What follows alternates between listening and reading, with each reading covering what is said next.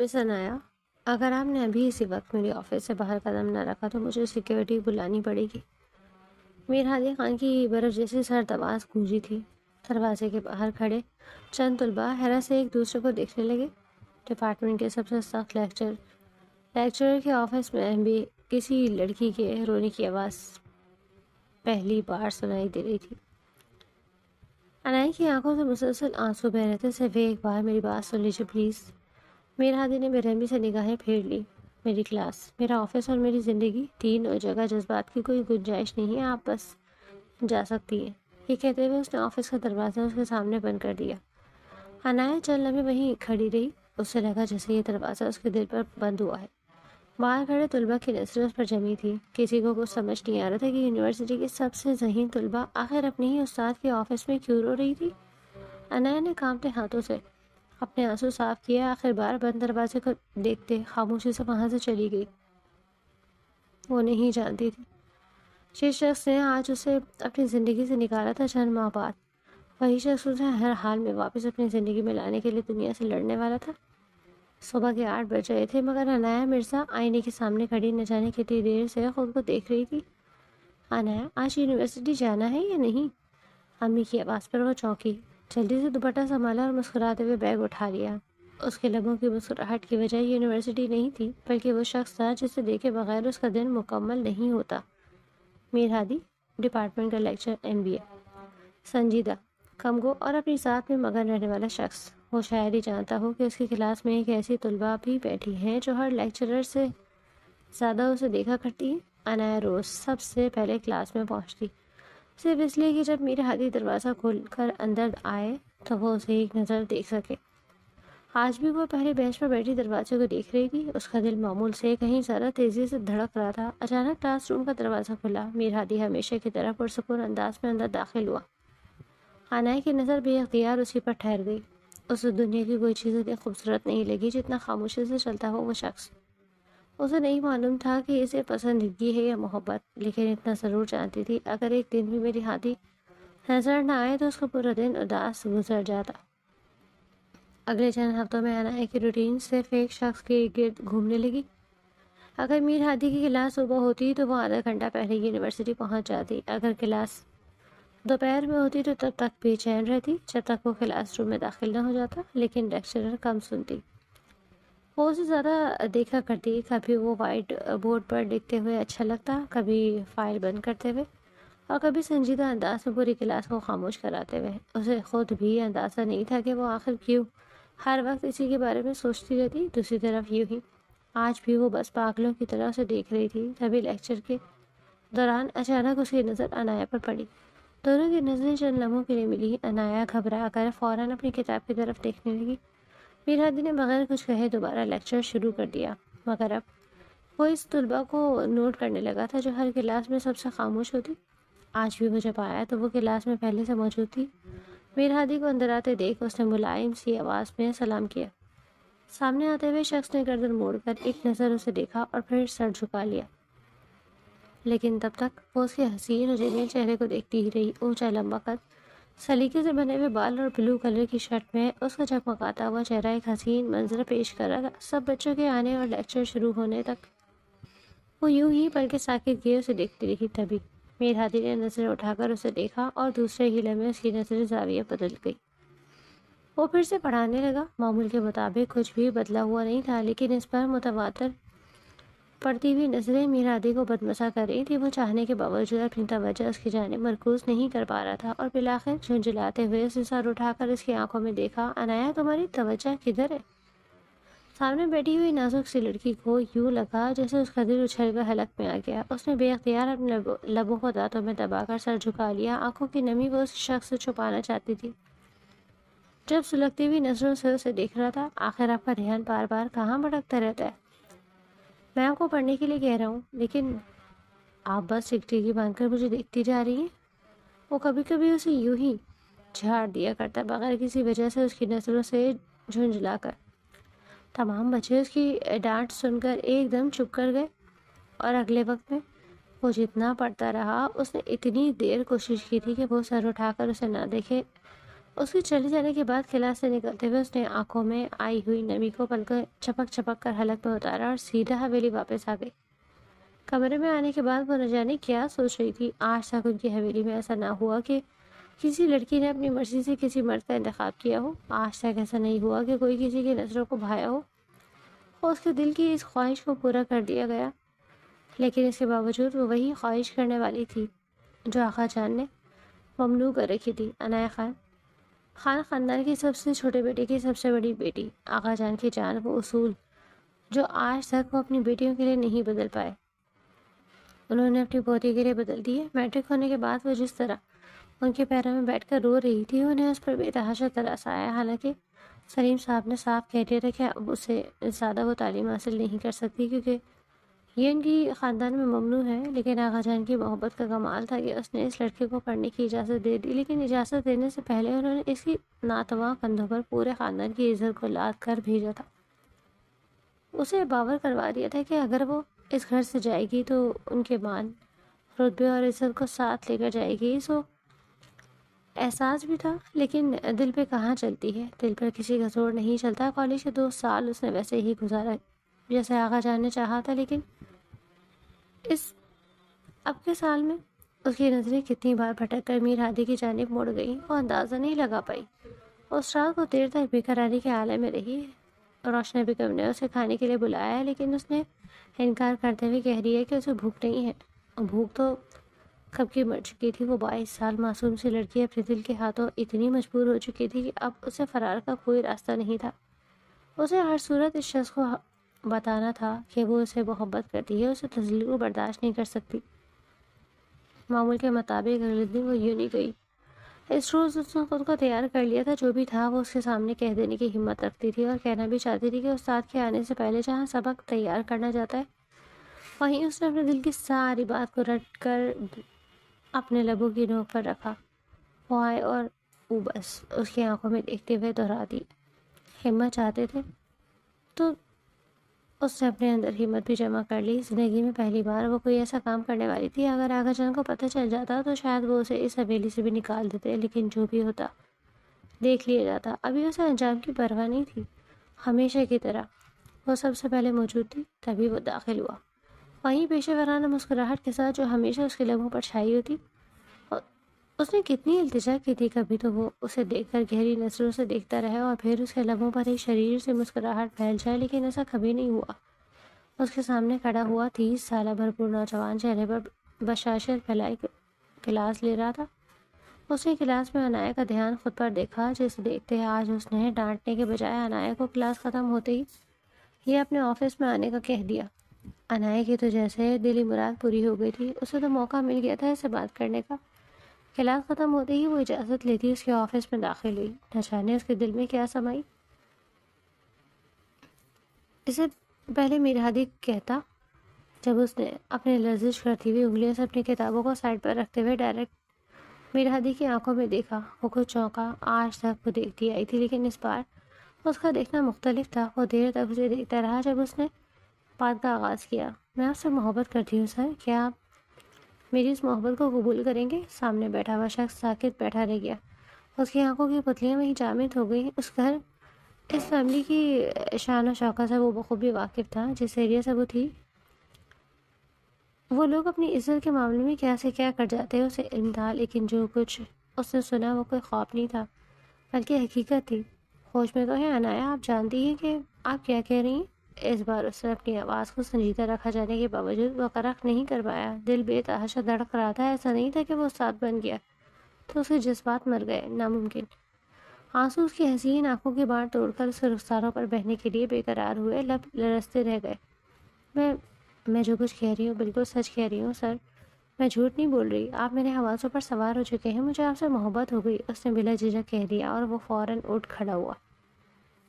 یقیناً آپ پاگل ہو چکی ہیں۔ آج کے بعد میرے سامنے ایسی کوئی بات کرنے سے پہلے 1000 مرتبہ سوچی کر وہ بھی اسی کے انداز میں اس کے سامنے ڈٹ کر کھڑی ہو گئی۔ میں نے سوچ سمجھ کر ہی کہا ہے، آپ سے میں بچی نہیں ہوں۔ اگر آپ مجھے بچی سمجھنے کی کوشش کریں تو آپ غلط ہیں۔ میں نے آپ سے محبت کی ہے کہ آپ کو میری آنکھوں سے نظر نہیں آتا۔ اس بار اس کی آواز تھوڑی ہی سخت اور بلند ہوئی۔ وہ روتی ہوئی عنایہ کو اپنے آفس سے نکال گیا تھا۔ باہر کھڑے اسٹوڈنٹس نے حیرانی سے روتے ہوئے دیکھا، مگر وہ یوں ہی روتے سیدھا حویلی واپس آئی، بنا کسی سے ملے، بنا کسی سے کوئی بات کیے وہ سیدھا کمرے میں آ گئی تھی۔ رو رو کر اس نے خود کو تہس نہس کر لیا تھا۔ ہر چیز توڑنے کے بعد جب پھر بھی اسے سکون نہیں ملا تو اس نے فون اٹھا کر میرادی کے نمبر پر کال کرنا شروع کر دی۔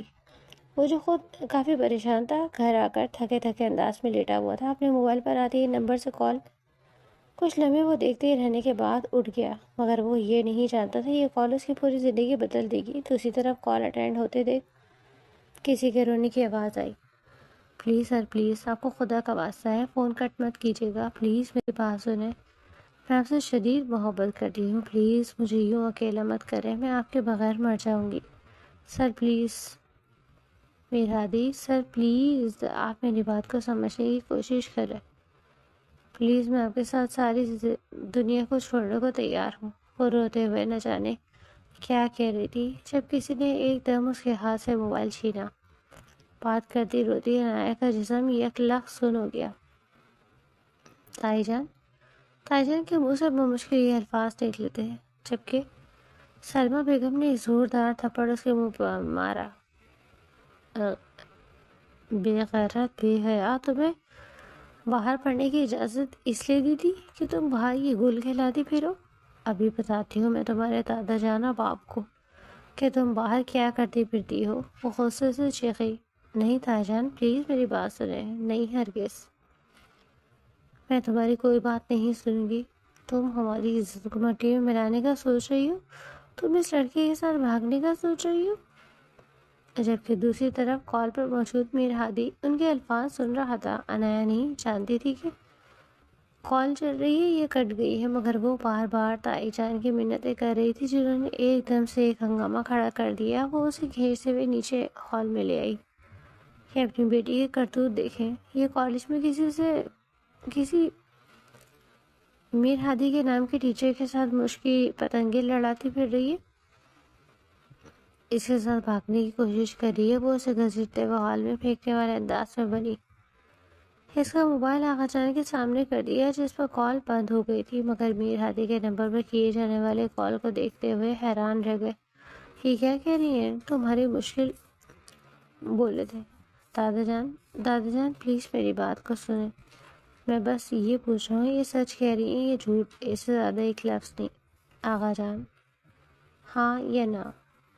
ہاں آغا جان، میں بس ایک اور لفظ نہیں۔ سلمیٰ، اسے کمرے میں لے جاؤ، اور عارف، شام تک یہ لڑکا حویلی ہونا چاہیے۔ وہ سنا کر اٹھ گئے، جبکہ وہ چیختی رہ گئی۔ وہ بتانا چاہتی تھی کہ اس میں میر ہادی کا کوئی قصور نہیں، وہ تو جانتا تک نہیں، مگر فی الوقت اس کی وہاں سننے والا تھا ہی کون؟ سلمیٰ بیگم جو اس کی ماں تھی، مگر اس کی ایسی حرکتوں پر ایک دو زوردار تھپڑ اس کے چہرے پر مارتی اسے کمرے میں بند کر گئی۔ سارا دن وہ روتی رہی۔ وہ نہیں جانتی تھی کہ میر ہادی کو کیسے لایا گیا تھا یا وہ کیسے آیا تھا۔ اسے تب پتہ چلا جب سلمیٰ بیگم اسے کھینچتے ہوئے باہر لے کر آئیں۔ سامنے ہی وہ شخص سر جھکائے کھڑا تھا۔ اس کی تائی مسلسل اسے کچھ نہ کچھ کہہ رہی تھی اور وہ ہر چیز کا الزام اسے پر ڈال رہی تھی۔ میری بات سننے کی کوشش کریں تائی، سر کا کوئی قصور نہیں ہے، میں ان سے محبت کرتی ہوں، میں نے ان سے اقرار کیا ہے۔ وہ شخص تو بالکل خاموش تماشائی بنا ہوا تھا، کچھ کہنے سننے کے لیے بچہ ہی نہیں۔ حویلی کے سب لوگ یہ معاملہ سن چکے تھے اور معاملہ آغا جان کے سامنے آ کر رکا۔ اب حتمی فیصلہ انہی کا ہونا تھا، اور وہ جس طرح غیظ و غضب سے اپنے سامنے سر جھکا کر کھڑے ہوئے جوان کو دیکھ رہے تھے، اور ان کا بس نہیں چلا کہ وہ بندوق کی نوک اسے سینے پر رکھ کر گولی اس کے سینے میں اتار دے۔ یہ سب کیا ہے برخوردار؟ کیا تمہیں اس کے استاد بننا تھا کہ تم لڑکیوں کو ورغلا سکو؟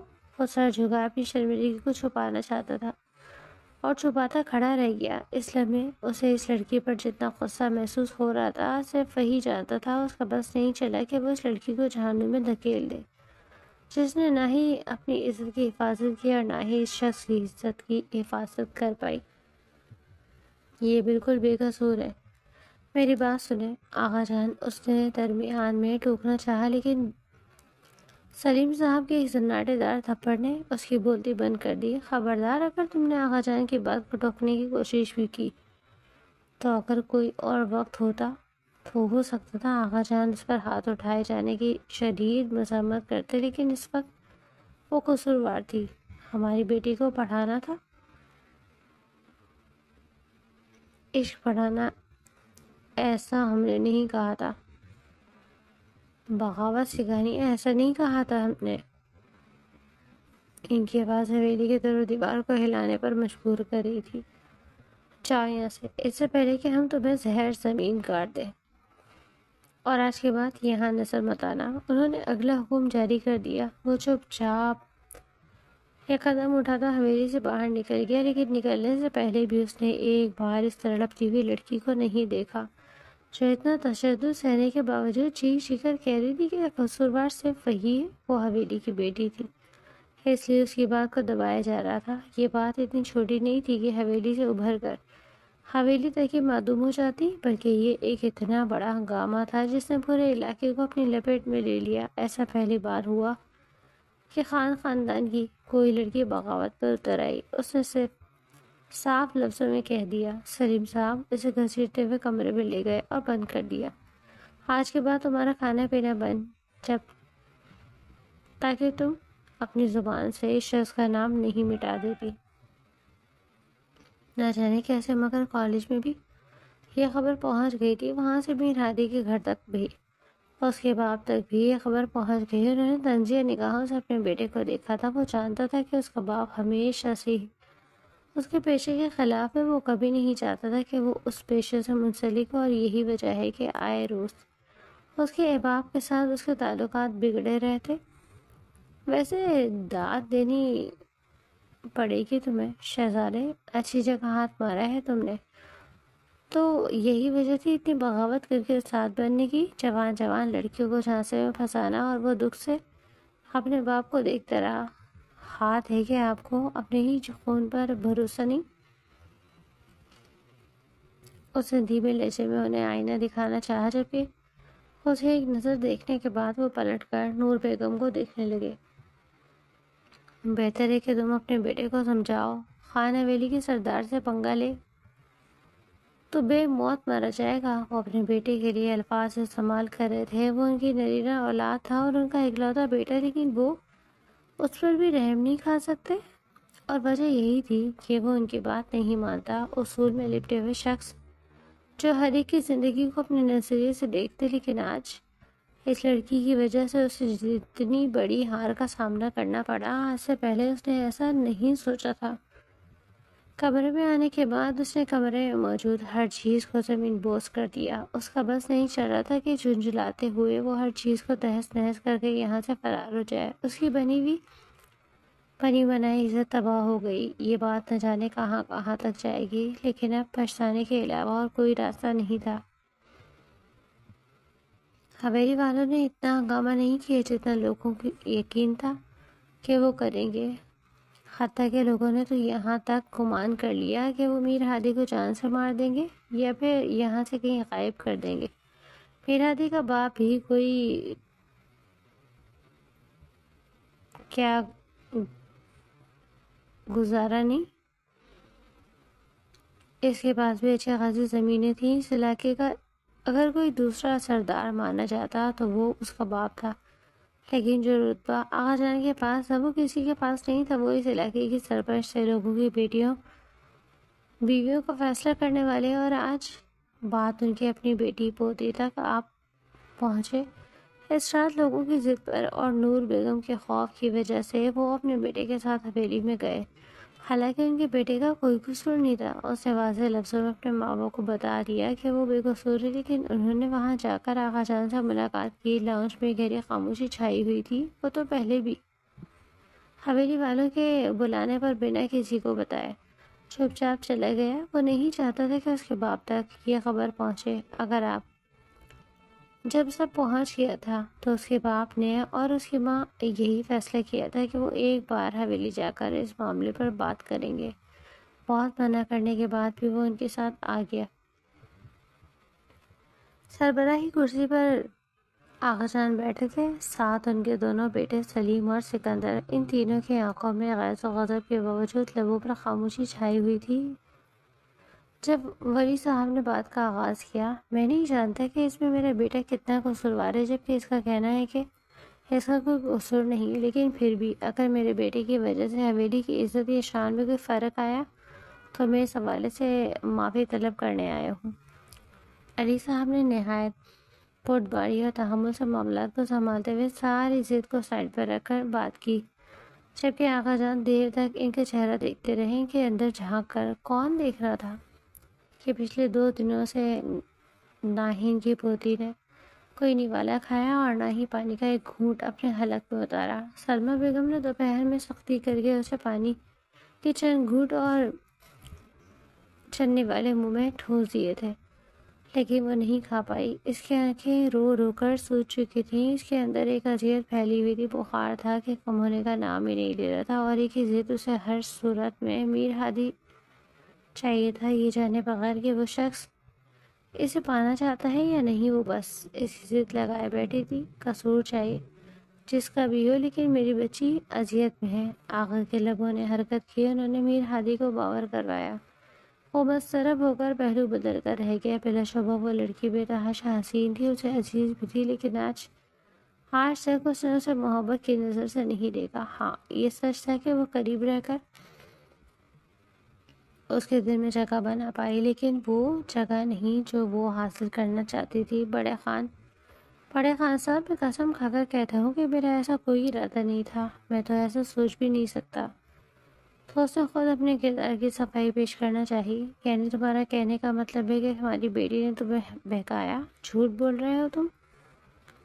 سلیم اچھل کر ایک بار پھر اس کی جانب بڑھنے لگے، جبکہ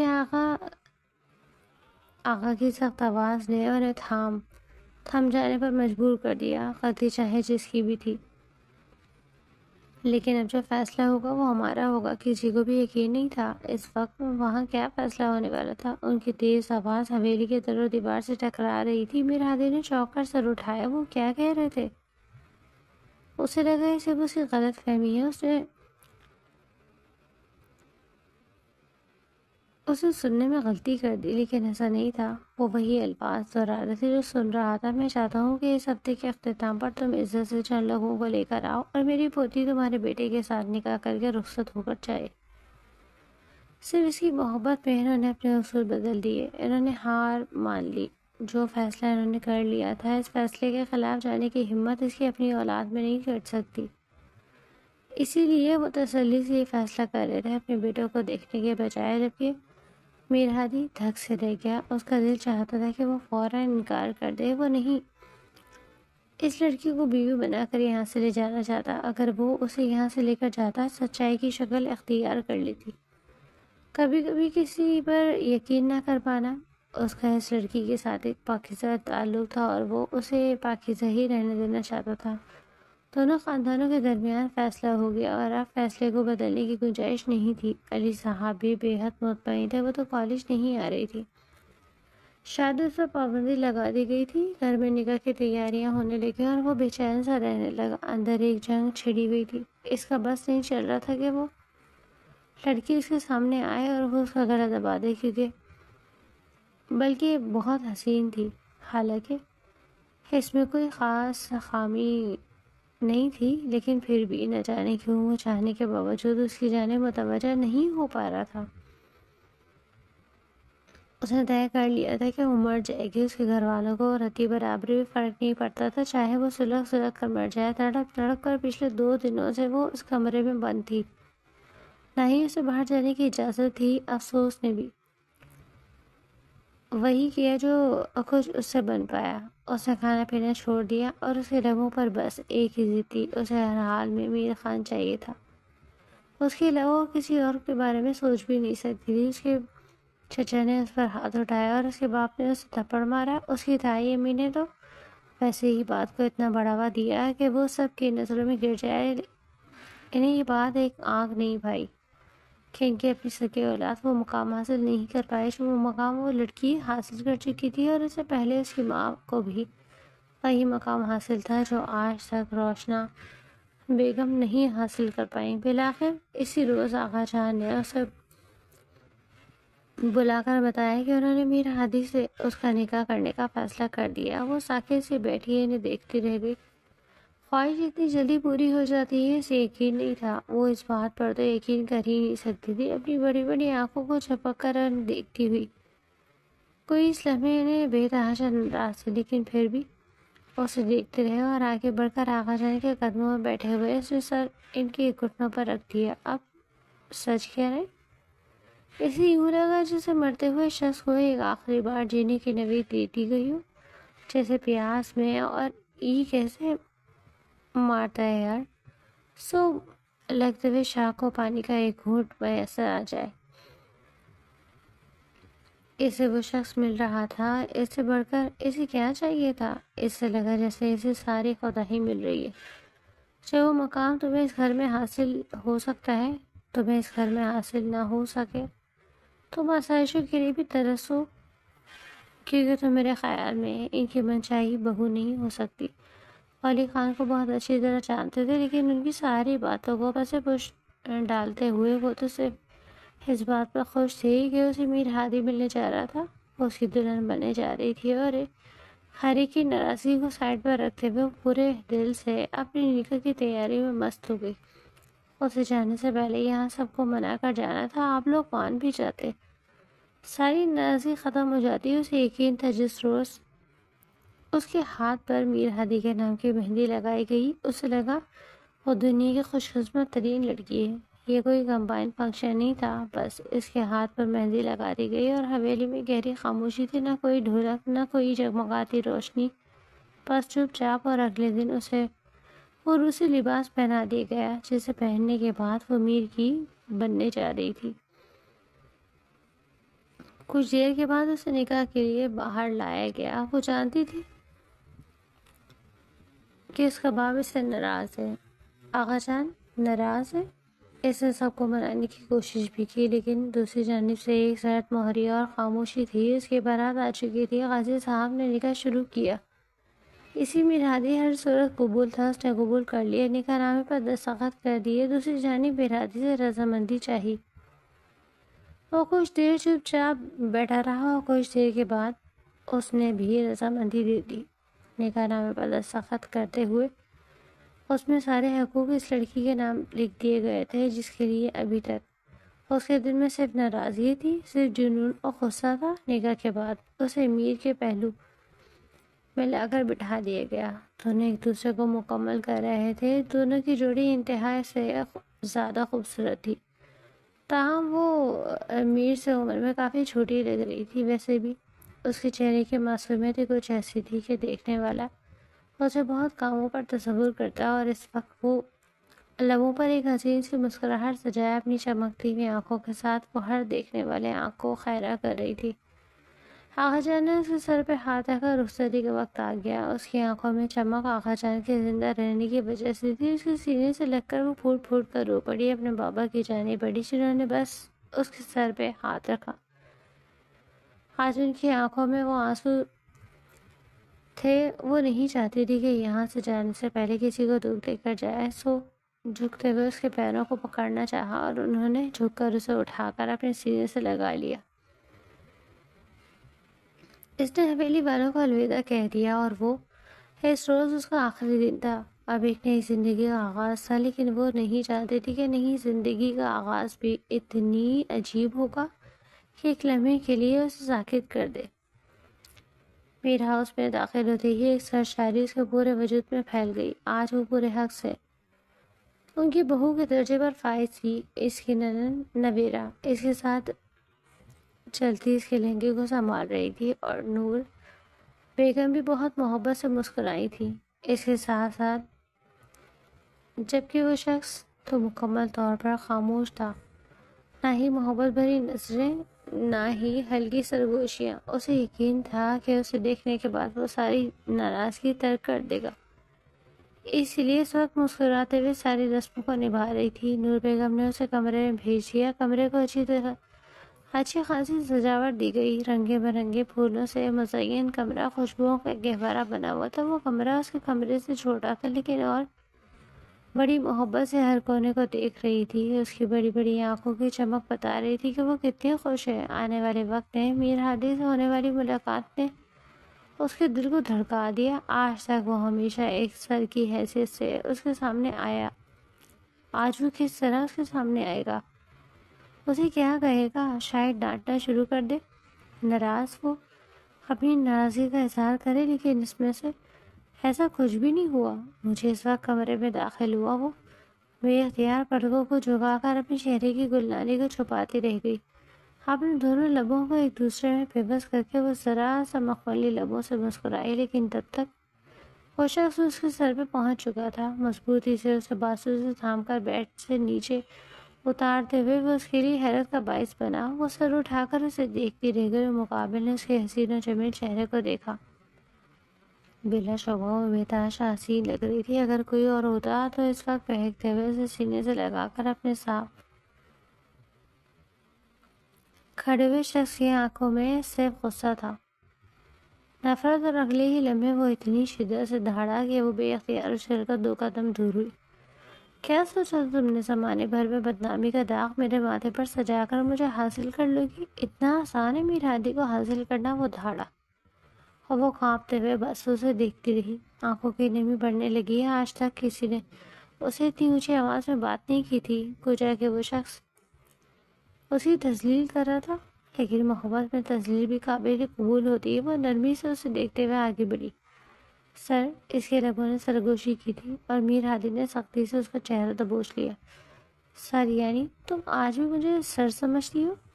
کاش تم یہ سب کچھ حقیقت میں کرتے، کاش تمہارے منہ پر یہ دکھاوا نہ ہوتا۔ تمہیں اندازہ بھی ہے کہ سر اور طالب علم کا رشتہ کیسا ہوتا ہے؟ ابھی سے دیوار سے لگائے اس کے چہرے پر جھکے خود آ رہا تھا، جب کہ اپنی بڑی بڑی آنکھوں کو بند کیے وہ تھر تھر کانپ رہی تھی۔ تم نے مجھے حاصل کر لیا عنایا خان، لیکن تم ایک ایک لمحہ میری ساتھ کے لیے تڑپو گی۔ تمہیں سلگنا پڑے گا، اور سلگنے کے باوجود بھی تمہیں میر ہادی دستیاب نہیں ہوگا، یاد رکھنا۔ اس نے سختی سے اسے چھوڑا اور وہ لڑکھڑا کر دیوار سے جا لگی۔ اسے مکمل طور پر نظر انداز کرنے کے بعد وہ اپنے کپڑے تبدیل کرتا سونے کے لیے لیٹ گیا، جبکہ کتنی ہی دیر وہیں کھڑی وہ تھر تھر کانپتی اپنی آنکھوں سے آنسو بہاتی وہ اس کی پشت کو دیکھتی رہی۔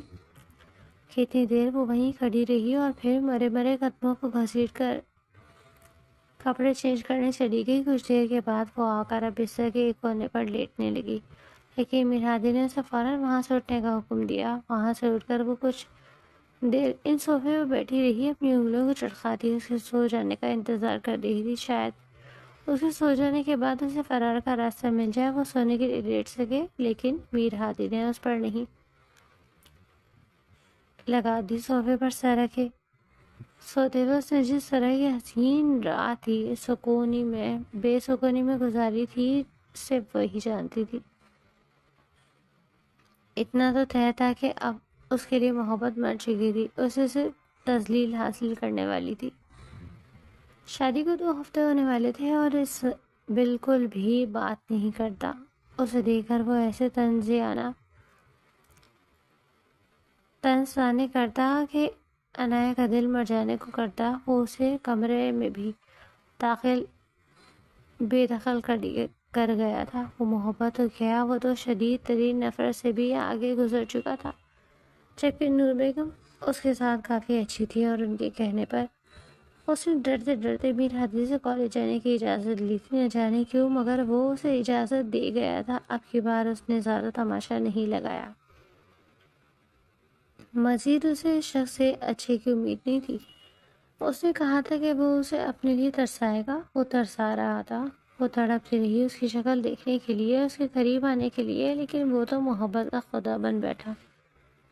وہ آئینے کے سامنے کھڑا بال بنا رہا تھا۔ جب اپنی کتابیں اٹھاتی وہ کمرے میں داخل ہوئی۔ میں اپنے ساتھ کالج جا رہی ہوں۔ میر ہادی نے پلٹ کر اسے دیکھا۔ کس نے کہا کہ تم میرے ساتھ جاؤ گی؟ بڑی سخت نگاہوں سے اسے دیکھتے ہوئے وہ غرا کر بولا، اور وہ بس لب کاٹتی رہ گئی۔ نہ ہی تم میرے ساتھ جاؤ گی اور نہ ہی کالج میں کسی کو بتاؤ گی کہ میں تمہارا شوہر ہوں۔ نہ جانے کتنے دنوں کے بعد وہ خود کو اس کا شوہر کہہ رہا تھا۔ وہ دیر تک اسے دیکھتی رہی، جب مقابل نے اسے بازو سے کھینچ کر اپنے قریب کیا اور وہ کٹی شاخ کی طرح اس کی سینے سے آ لگی۔ مجھے یوں نہ دیکھا کرو، تمہارے دیکھنے سے مجھے کوفت ہوتی ہے۔ تمہاری حسین آنکھیں جس قدر بے قراری سے مجھے دیکھتی ہیں، میں جانتا ہوں کہ صرف جوانی کا اثر ہے۔ جس دن تمہاری آنکھ بجھ جائے گی اس دن تم دیکھنا بند کر دو گی۔ اور صرف چہرے کے ساتھ اس نے بے اختیار اپنے پلکوں کو جھکا لیا۔ اس کے علاوہ ہلکے سے لرزے اور دوسرے ہی لمحے اس نے سر اٹھا کر میرادی کو دیکھا۔ آپ میری محبت کو محض وقتی جذبہ یا ہوس سمجھتے ہیں؟ کالج میں کہیں نہ کہیں ہمارے بارے میں کچھ طالب علم اور اساتذہ کو معلوم ہے کہ تم ان کے شک پر مزید مہر لگا دو۔ ہمارے نکاح کے بارے میں بھی کوئی نہیں جانتا، اس لیے اپنی زبان اور اپنا منہ بند رکھنا۔ آپ یہ سب کیوں کر رہے ہیں؟ وہ دکھ سے بول رہی تھی۔ میرادی کھل کر مسکرایا۔ کیا اس کے علاوہ یہ کچھ اور ہے؟ اس کے بعد وہ دونوں ایک دوسرے کو دیکھتے رہے اور کچھ ہی دیر کے بعد وہ چپ چاپ سر جھکا کر اس کے کمرے سے نکل گئی۔ اس روز اس کی زندگی ایک اپنے راستے پر چلنے لگی تھی۔ وہ دوبارہ تھوڑی سی روٹین میں واپس لوٹ آئی۔ ڈرائیور کے ساتھ کالج جانا، وہاں پر میر ہادی کا مکمل طور پر اجنبیت برتنا۔ میر ہادی نے اگر اسے فاصلہ قائم کیا تھا تو اس نے بھی تو خود کو محدود کر لیا تھا۔ اس کی زندگی میں بلا اجازت تانگ جھانک نہیں کر سکتی تھی، شاید اسے جلانے کے لیے۔ جب بھی وہ اپنی کلیگ کے ساتھ فرینک ہوتا، وہ بس بڑی بڑی آنکھوں سے اسے دیکھتی رہ جاتی۔ وہ عمر میں اس سے بڑا تھا، سنجیدگی میں اس سے بڑھ کر تھا، شاید ذہانت میں بھی، لیکن وہ جانتا تھا کہ وہ کبھی بھی ضد میں اس آزادی سے آگے نہیں بڑھ سکتا۔ اب اسے جلانا، اس کی توجہ حاصل کرنا آہستہ آہستہ اسے دلچسپ لگنے لگا۔ ان کے نکاح کو 2 مہینے ہو چکے تھے اور علی صاحب کو یہ بات سخت ناگوار گزری کہ وہ دونوں علیحدہ علیحدہ رہے جب لوگوں کو آنا جانا ہوتا۔ ابھی یہ بات معیوب نظر آتی۔ نور بیگم نے اس کا سامان میر ہادی کے کمرے میں منتقل کرتے ہوئے اسے اپنے پاس بٹھا لیا۔ بیٹا، شوہر کے دل میں جتنی بھی جگہ بڑھانی جائے وہ بڑھتی چلی جاتی ہے، تمہیں خود ہی فاصلے آگے بڑھ کر مٹانے ہیں۔ اب وہ تمہارا شوہر ہے۔ جبکہ وہ للچتی ہوئی پلکوں سے اسے دیکھتی رہ گئی۔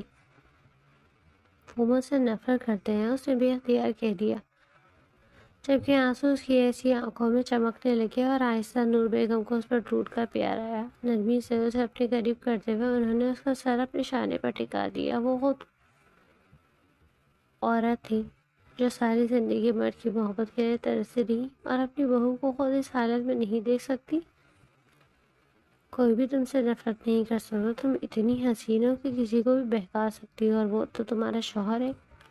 کیا تم نہیں دیکھتی وہ کس طرح تمہاری طرف راغب ہوتا ہے، کس طرح تمہیں دلچسپی سے دیکھتا ہے؟ یہی تو محبت ہوتی ہے۔ جبکہ وہ حیران و پریشان بیٹھی رہ گئی۔ اس کی توجہ اپنی جانب دلاؤ، اس کے قریب رہنے کی کوشش کرو، مسلسل ختم کر سکتا ہے خود کو قصوروار سمجھنے کی بجائے اس پر حق جتاؤ، یہی تمہارے حق میں بہتر ہے۔ اور ان کی بات کو مانتے ہوئے اس روز بڑی محبت سے اس نے آگے بڑھتے ہوئے میر ہادی کے سینے پر سر ٹکا لیا۔ ایک لمحے کے لیے وہ ساکت رہ گیا، اندر جذبات کا شور ابھرا اور وہ کچھ عجیب سے کپڑوں میں ملبوس تھی۔ آپ مجھ سے کب تک ناراض رہیں گے؟ پلیز مان جائیں۔ آپ جانتے ہیں نا میں آپ سے محبت کرتی ہوں۔ ایک بار پھر وہی محبت جس محبت سے اسے گھن زیادہ تھی، لیکن اس بار اس لڑکی کے غریبانہ ایک عجیب سے احساس پیش کر رہا تھا۔ تمہیں لگتا ہے کہ میں تم سے محبت کرتا ہوں؟ اس کے ہاتھ نہ جانے کیوں انائی کی لمبی گھنی زلفوں نے مزید الجھنے لگے جب اپنی بڑی آنکھوں سے اس میں میر ہادی کے چہرے کو دیکھا۔ میں نے صرف اپنی بات کی ہے میر صاحب۔ بڑی محبت سے آگے بڑھ کر اس نے میر کے لبوں سے اپنے لب چھوڑ دیے اور میر ہادی کا دل اتنی زور سے دھڑکا کہ گویا پسلیاں توڑ کر باہر آنے کا ارادہ رکھتا ہو۔ صرف اس کی محبت پانے کی خاطر وہ کیا کیا جتن کر رہی تھی۔ جو کچھ اس سے ہو رہا تھا وہ سب کر کے دیکھ رہی تھی۔ دیر تک اس کے لبوں سے لبوں کو جوڑنے کے بعد وہ ذرا سا پیچھے ہٹی۔ تم جانتی ہو کہ میں نے اپنی عزت اور ساکھ بنانے میں کتنا عرصہ لگایا؟ تم نے سب کچھ ختم کرنے کے لیے دشمن کو تباہ کر دیا۔ تم نے مجھے لوگوں کی نظروں میں بد کردار بنا دیا۔ اس کا دکھ ابھی بھی آنکھوں سے چھلک رہا تھا جبکہ وہ سر جھکا کر شرمندگی سے لبوں کو کاٹتی رہی۔ میں وہ بے بس تھی وہ اسے محبت کرتی تھی، اس نے ایسا نہیں سوچا تھا کہ اس روز وہ سب ہو جائے گا۔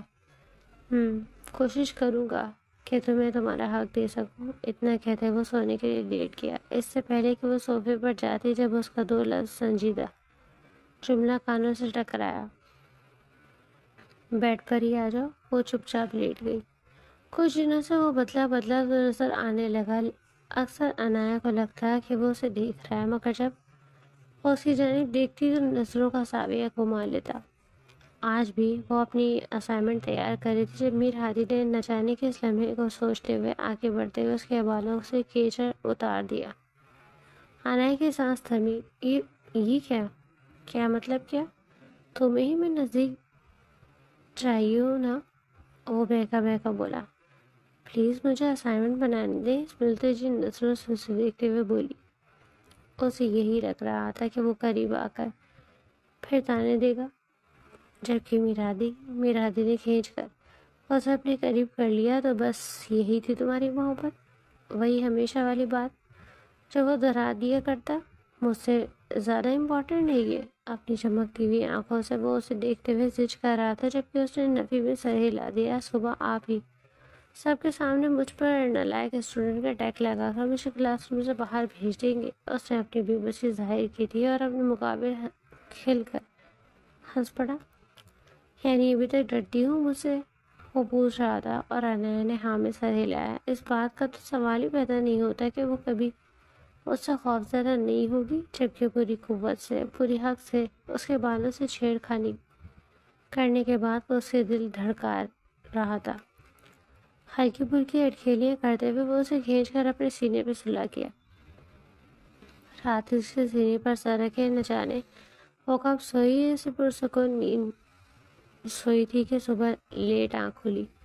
جب وہ اٹھی تو اسے پتہ چلا کہ میر ہادی یونیورسٹی چلا گیا، وہ بھی بھاگم دوڑ بنا ناشتے کے لیے یونیورسٹی پہنچی۔ وہ جانتی تھی کہ وہ کافی لیٹ ہو گئی، اور وہ یہ بھی جانتی تھی کہ میر حاجی کو بس سنانے کا موقع چاہیے۔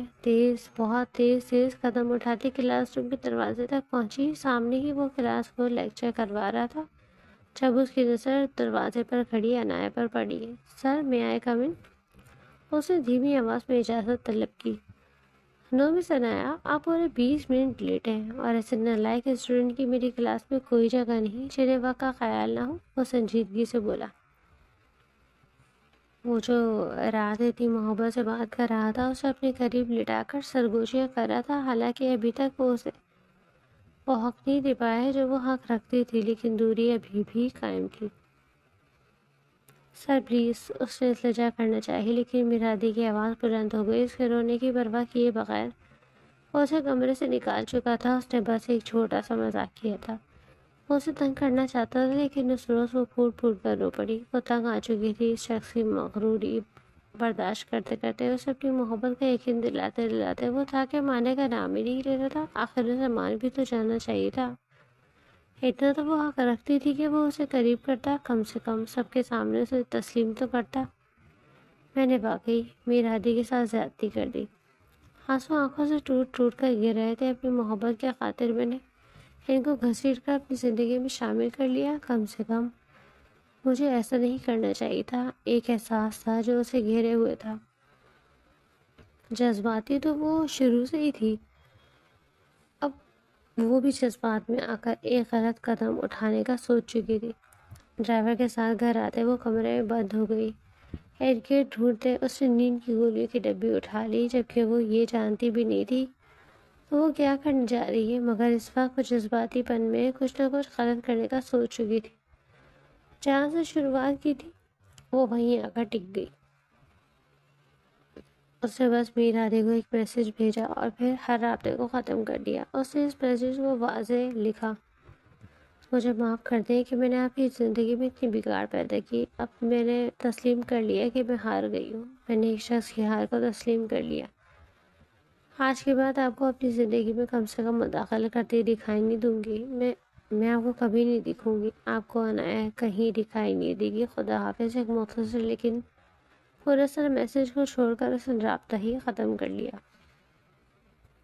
جبکہ وہ نہیں چاہتی تھی کہ دوسری جانب سے اس اس نے میسج پڑھا بھی تھا کہ نہیں، مگر وہ پولیو کا ڈھیر اندر اتار چکی تھی۔ میسج پڑھتے ہی میرادی کا جسم کانپ اٹھا، اسے کچھ غلط ہونے کا احساس شدت سے ہوا۔ وہ بھاگنے کے انداز سے آفس سے نکلا۔ اس نے جلدی سے ڈرائیور کو کال کی تھی، بی بی جی کہاں ہے تمہاری؟ صاحب جی، میں تو نے گھر چھوڑ دیا تھا، وہ گھر پہ ہی ہیں۔ گھر ہے تو میری کال کیوں نہیں اٹھا رہی؟ وہ بار بار اسے کال کر رہا تھا مگر اس کا نمبر بند آ رہا تھا۔ جتنی جلدی ہو سکے اس نے نور بیگم کو کال کی۔ ماما عنایت کدھر ہے؟ بیٹا میں تو اپنی دوست کی طرف آئی ہوں، میں نہیں جانتی۔ کیا ہوا؟ وہ پریشان ہوئی۔ آپ اس وقت کتنی دور ہیں؟ بیٹا مجھے 10 منٹ لگ جائیں گے۔ ماما پلیز ہو سکے تو جلدی سے گھر پہنچے، مجھے شک ہے کہ اس نے خود کو کچھ کر لیا نہ ہو۔ کیا مطلب؟ پتہ نہیں، آپ پلیز جلدی پہنچے۔ وہ خود بھی تیز تیز قدم اٹھاتا گاڑی تک آیا۔ اس نے گاڑی فل اسپیڈ پر دوڑائی تھی۔ وہ جتنی جلدی ہو سکے گھر جانا چاہتا تھا۔ اس کے میسج میں وہ بار بار لکھا تھا کہ آئندہ کے بعد آپ کو نظر نہیں آؤں گی۔ وہ جانتا تھا وہ کتنی جذباتی ہے۔ اس کے آنے سے پہلے ہی نور بیگم وہاں پہنچ چکی تھی۔ اس کی بے سود حالت دیکھتی وہ جتنی جلدی ہو سکے اسے ہسپتال لے آئی۔ انہوں نے میر ہادی کو بھی بلا لیا۔ وہ بے چینی سے ڈاکٹر سے اس کے بارے میں پوچھنے لگا۔ ڈاکٹر نے امید دلائی۔ انہوں نے بتایا تھا کہ وہ خطر سے باہر ہے۔ زیادہ دیر نہیں ہوئی تھی، وہ وقت پر اسے ہسپتال لے آئے۔ وہ بے ساختہ نیچے گر گیا۔ شکر ہے یا رب۔ نور بیگم نے بھی شکرانے کے نفل ادا کیے۔ بیٹا عنایت کو ہوش آ گیا ہے، تم اس سے ملنے نہیں جاؤ گے؟ وہ دیوار کے ساتھ لگ کر کھڑا ہو گیا۔ جب وہ نور بیگم کی آواز پر اس نے ان کی جانب دیکھا۔ نہیں ماما آپ چلی جائیں۔ مگر بیٹا۔ ماما پلیز تم مجھے کچھ دیر خود کو یقین دلانے کی دیں کہ وہ ٹھیک ہے۔ اگر آج میری وجہ سے اسے کچھ ہو جاتا تو میں کیا کرتا؟ پلیز میں اسے گھر جا کر مل لوں گا۔ بات کو سمجھتے نور بیگم نے ہاں میں سر ہلا دیا۔ وہ عنایت کے پاس کچھ دیر بیٹھی رہی، اس سے باتیں کر رہی تھی۔ انہوں نے اسے بالکل نہیں پوچھا تھا کہ اس نے یہ حرکت کیوں کی۔ شام تک اسے ڈسچارج مل گیا تھا۔ وہ گھر آ گئی تو وہ شدید حیران تھی کہ کیا اس شخص اتنا سخت دل ہے؟ اسے مرنے کی خبر سنتے ہی وہ اسپتال تک نہیں آیا، اور اب وہ جب وہ گھر آئی تھی وہ وہاں بھی اسے کہیں نظر نہیں آیا۔ نور بیگم انہیں کھانا وغیرہ کھلایا تھا۔ رات کے تقریباً 12 بجنے والے تھے۔ وہ شخص کمرے میں نہیں آیا۔ وہ ایک بار پھر اسے شدید بدگمان ہوتی لائٹ بند کر دی، آنکھوں پر ہاتھ رکھے سونے کی کوشش کرنے لگی تھی جب اسے اپنے پہلو میں کسی کا احساس ہوا۔ کون ہے؟ جب میر ہادی نے آگے بڑھ کر لیمپ آن کیا اور اس کی بڑی بڑی خمار آلود آنکھوں کو دیکھ کر اسے اپنے قریب کھینچ گیا۔ یعنی یہ تو ہم طے کرو گے کہ کب ملنا ہے اور کب پہ چڑھنا ہے؟ یعنی سب کچھ تمہاری مرضی سے ہوگا؟ یعنی کہ تم مجھے چھوڑ کر اکیلی جا رہی تھی؟ میری مرضی کہاں گئی؟ وہ اب شکوہ کر رہا تھا، جبکہ اپنی بڑی بڑی آنکھوں کو چپکاتے ہوئے وہ آنکھوں کی نمی کو چھپانے کی کوشش کر رہی تھی۔ مجھے آپ کی زندگی میں دخل اندازی کا کوئی حق نہیں۔ مجھے لگتا ہے کہ میں ساری زندگی آپ کی محبت حاصل نہیں کر پاؤں گی۔ اپنے چہرے پر ہاتھ رکھتے ہوئے وہ پھوٹ پھوٹ کر رو پڑی۔ پر آدھی دیر تک اسے دیکھنے کے بعد باری باری اس کی آنکھوں پہ جھکتے ہوئے اس کے لبوں کو چومتا رہا۔ اور یہ تمہیں کس نے کہا کہ تم میری محبت حاصل نہیں کر سکتی؟ خواب اسے دیکھتے ہوئے محفوظ ہو رہا تھا۔ میں جانتی ہوں کہ آپ کبھی مجھ سے محبت نہیں کریں گے، ایسا ممکن ہی نہیں اور کرنی بھی نہیں چاہیے۔ جبکہ وہ اب اس پاگل لڑکی کو کیا پتا تھا کہ وہ اسے اپنے دل کی بہت اونچی مسند پر بٹھا چکا۔ ٹھیک ہے، تم مجھ سے بچھڑ جاؤ، اپنے راستوں کا الگ کر لو، لیکن یاد رکھنا کہ تمہارے بغیر زندہ رہنا بہت مشکل ہو جائے گا۔ میرے لیے اپنی مسکراہٹ کو دبا کر وہ اس کے چہرے کو دیکھ رہا تھا، اور دیر تک اس کے چہرے دیکھنے کے بعد وہ آگے بڑھتے ہوئے اس کے سینے سے لگتے ہوئے پھوٹ پھوٹ کر رو پڑی۔ آپ بہت برے ہیں، بار بار لوگوں کے سامنے میری تسلیل کرتے ہیں، بہت گندے ہیں۔ آپ مجھے اس انچاہی محبت کی کتنی سزا دے چکے، جبکہ اس کے بالوں سے انگلیوں میں گزارتے ہوئے وہ نرمی سے اس کی باتوں کو سن کر مسکرایا۔ اسے معلوم تھا کہ وہ برا ہے، اسے معلوم تھا اس نے اس چھوٹی سی لڑکی کو بہت بڑی سزا دی، لیکن اب اسی سزا ختم ہو چکی تھی، پورے حق سے اسے تھام کر اس کے لبوں پر جھکتے ہوئے وہ آہستہ آہستہ اپنی محبت کو نچھاور کر رہا تھا، جبکہ اس کی محبت میں سلگتی ہوئی لڑکی حیرت اور اطمینان سے آنکھیں بند کرتی خود کو اس کے حوالے کرتی جا رہی تھی۔ تمہیں لگتا ہے کہ میں تم سے محبت نہیں کرتا، حالانکہ میرا دل چیر کر دیکھ لو تو اس میں تمہاری محبت ہے۔ وہ ہلکی سرگوشی کرتے ہوئے اس کی گردن پہ جا بجا لب رکھتا گیا۔ وعدہ کریں کہ آپ کبھی بھی چھوڑ کر نہیں جائیں گے اور نہ ہی یہ احساس دلائیں گے کہ میں نے آپ کو زبردستی حاصل کیا۔ اپنی مخملی ہتھیلی اس کے سامنے پھیلا ہی گئی اور میر ہادی نے جھکتے ہوئے اس کی ہتھیلی پر اپنے لب جما دیے۔ میں وعدہ کرتا ہوں کہ میں دل و جان سے وعدہ کرتا ہوں کہ آپ اپنی جان کو کبھی بھی چھوڑ کر نہیں جاؤں گا۔ اگر ایسا کروں تو اگلی بار خودکشی مت کرنا، میرے کھانے میں زہر ملا دینا۔ اس کی بات سنتے ہوئے ناراضگی سے مسکرائی۔ مجھے معاف کر دو عنایا، پر اس دکھ کے لیے جو میں نے تمہیں جانے انجانے میں دیا۔ محبت سے اس کے ہاتھ چومتے ہوئے بولا۔ جب عنایا پھر سے اس کے سینے کے ساتھ لگ گئی۔ میں بہت بہت زیادہ خوش ہوں، کاش میں تھوڑی دیر پہلے ہی اسپتال چلی جاتی، وہ جان بوجھ کر تنگ کرنے والے انداز میں بولی۔ خبردار خبردار، آئندہ تم نے حرکت کی بارے میں سوچا بھی میری جان نکل گئی تھی۔ جانتی بھی ہو ہمت نہیں تھی مجھ میں ہسپتال میں تم سے ملنے کی۔ وہ محبت سے اس کے چہرے پر جا بجا ہونٹ رکھتے ہوئے بولا۔ میرادے کے ساتھ وہ خوشی خوشی حویلی بھی گئی تھی، وہاں سے سب سے معافی مانگی۔ اسے اتنا خوش دیکھ سب نے اسے معاف کر ہی دیا تھا۔